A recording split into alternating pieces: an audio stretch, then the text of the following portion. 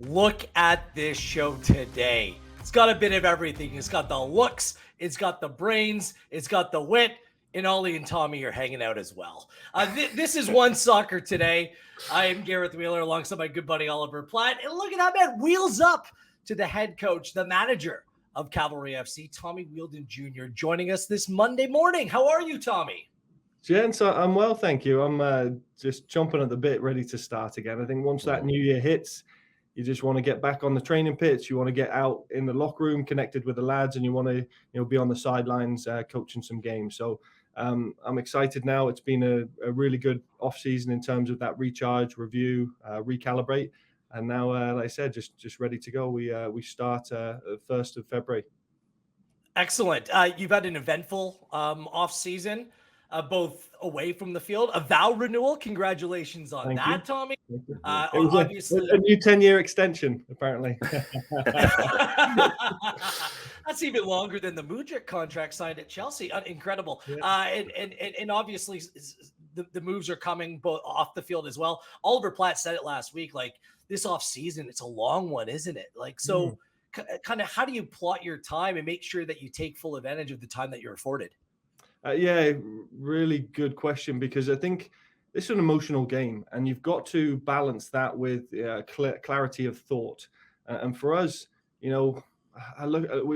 sat down with the staff. The first thing you do is you do a self-reflection with the staff, what went well and why, what could be better and how. And we looked at things and reality is nobody likes to lose the last game of the season because it means you're not picking up silverware. So, but then you look at it from a 30,000 foot and you look, well, we're 2 points off being a regular season champion. We were a penalty kick away from beating Whitecaps again in the Can Champ, and a decision or a goal away from making another playoff final. So when you're that close, you got to realize what it is that got you there. This group that we had this year also set a club record of 11-game unbeaten league run. So we know that there's quality there.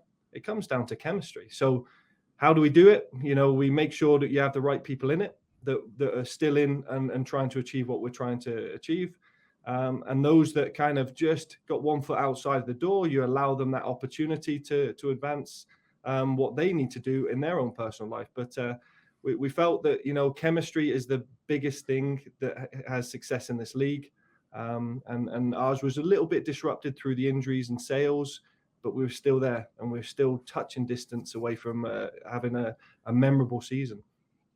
So when you go into this off season, Tommy, how much change did you kind of think was needed? Because I'm just I just brought up like the starting lineup in the second leg against Forge, and there's quite a few guys that will be departing, obviously, that have already been announced, from Simmons, Norman, Adakubi, Dikiara, Karifi Yao's loan is obviously up.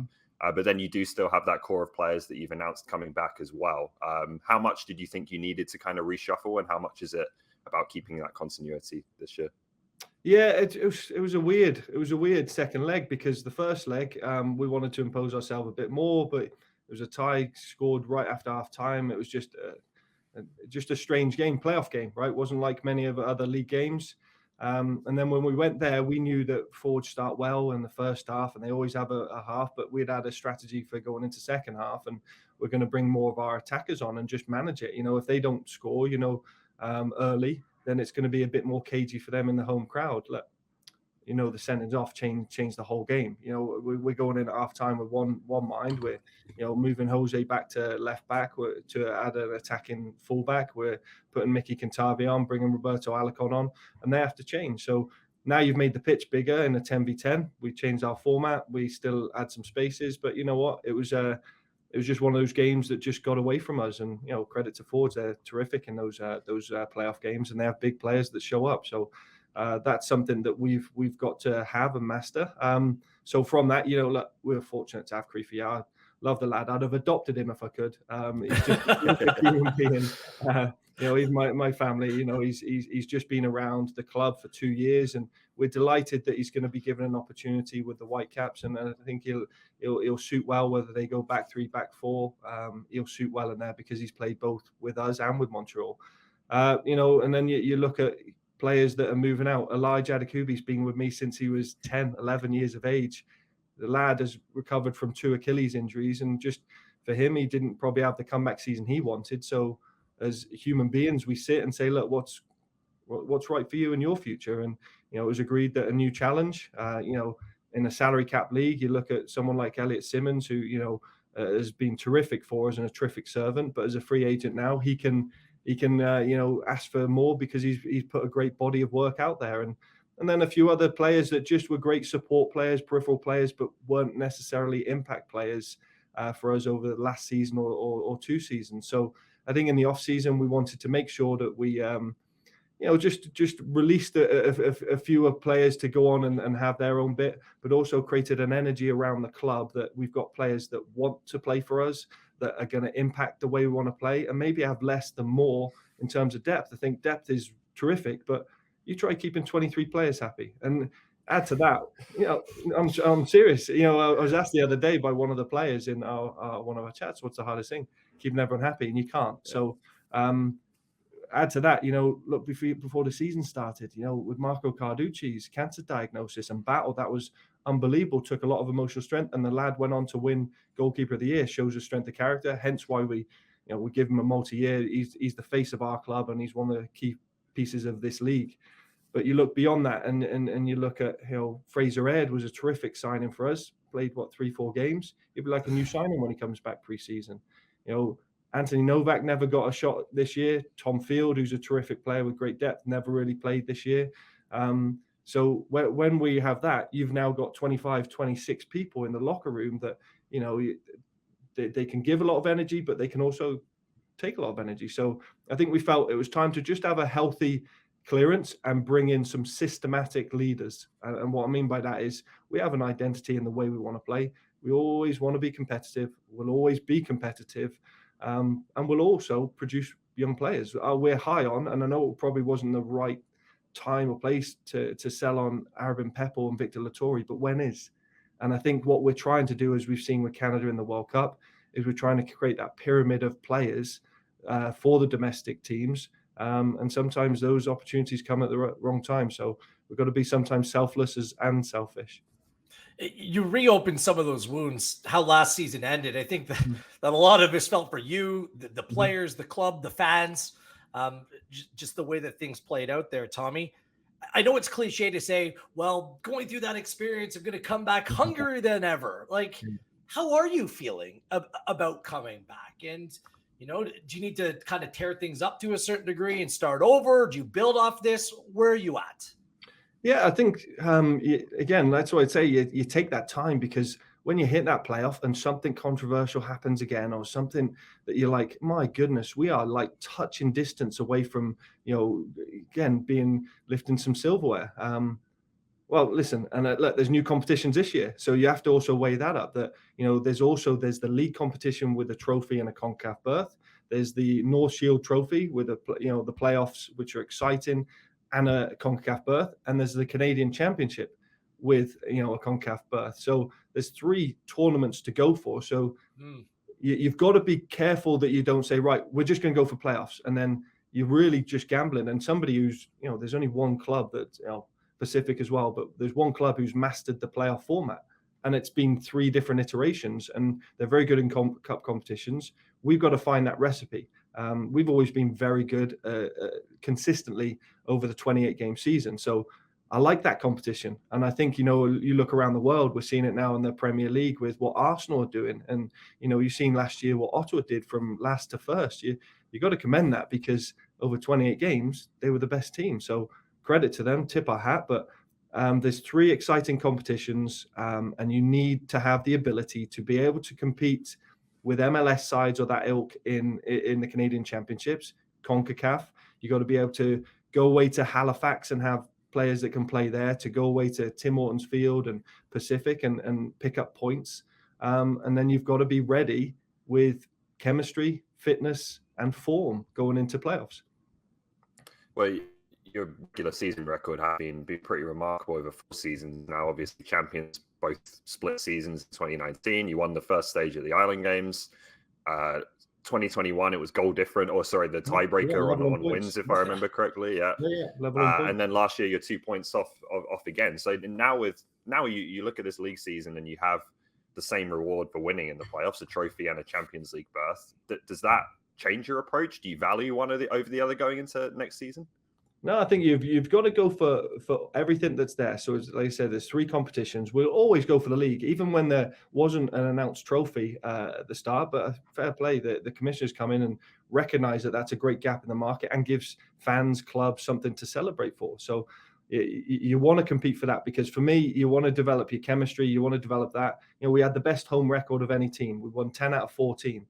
Spruce Meadows is a fortress, and it's a place that we enjoy playing. So we know we're always going to be a team that competes, but we also have to look at what does winning look like.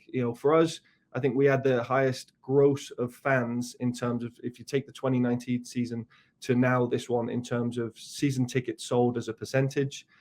We look at number of players sold on and moved into the Canadian national system. We have to remember that this is a football business, and we've got to play our part. But I never think that you have to split development from winning. We've been able to manage both, and I look, we were delighted, and it was a great timing for us, because while we're trying to lick our wounds from a playoff exit, Joel Waterman gets included in the World Cup, and you're like, right, that's a great reality check, because that's why we started this league. That's what we signed up to do, is to create more players more often. And then you look at Mo Farsi getting his MLS contract. You look at Arabin Peppel, Victor Lattori. You look at now Krifa Yao, all players that have come through our system.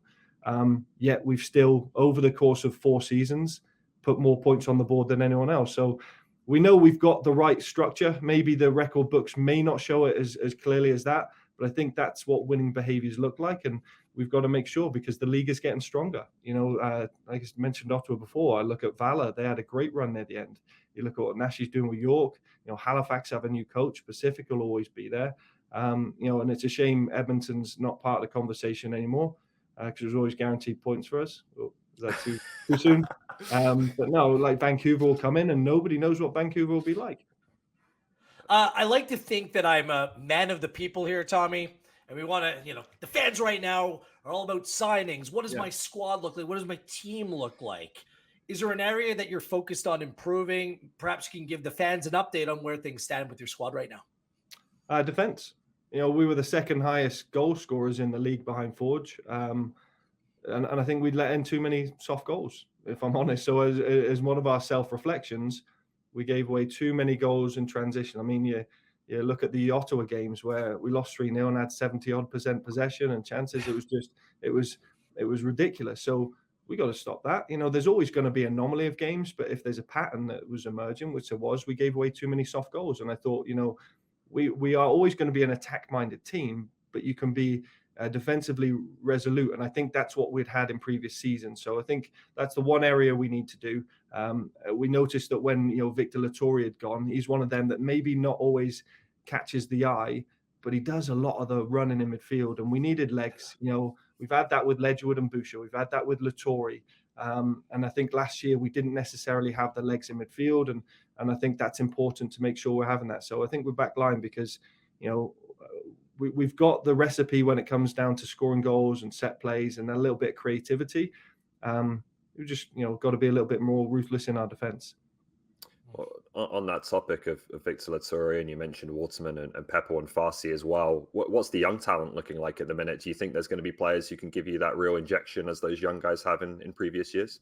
Yeah, great. And that's what I love about the under 21 rule and the 2,000 minutes. I think it's a terrific one for the league, and it's boring fruit, and we've got to really keep leaning into this, because for us, we always like to develop local talent. That's what we're doing. But sometimes you bring in a Krifa Yao who played for minutes in a couple of years, but it's the local talent that have grown up in this city that will give you that little extra percent. So for us now, we're really happy that 3 this year will be Calgary-based players. You saw a little flash of what Gote Natigny did, and he was Arabin Peppel's replacement.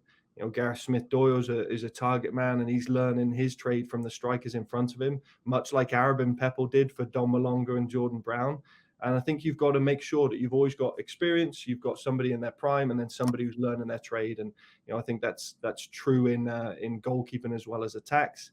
And we'll always have young players that are good. And a great part of what we're doing at the club is, we look at what Nick Ledgewood did after his season. He's now become an assistant. After he retired, become an assistant coach. Mason Trafford here. He's looking at moving into the front office for the club and staying within the game. My brother is now, he's a technical director of Cavalry Foothills, but he'll coach our U20 team in the men's amateur, which will be basically a bunch of the development players that we can have access to. That is a part of that pipeline. And I watched them on Friday, and they were terrific. So it was, we've set a vision, we've set a structure, we've got people that are bleeding the red that we fight for, and we're going to keep going. So I think it's just minor tweaks here and there on the roster and the way we approach the season, but not major. We're on a great pathway. It's a feather in your cap as well. I wanted to bring this up, that Marco Carducci's re-signed with your club as well. I mean, a top goalkeeper.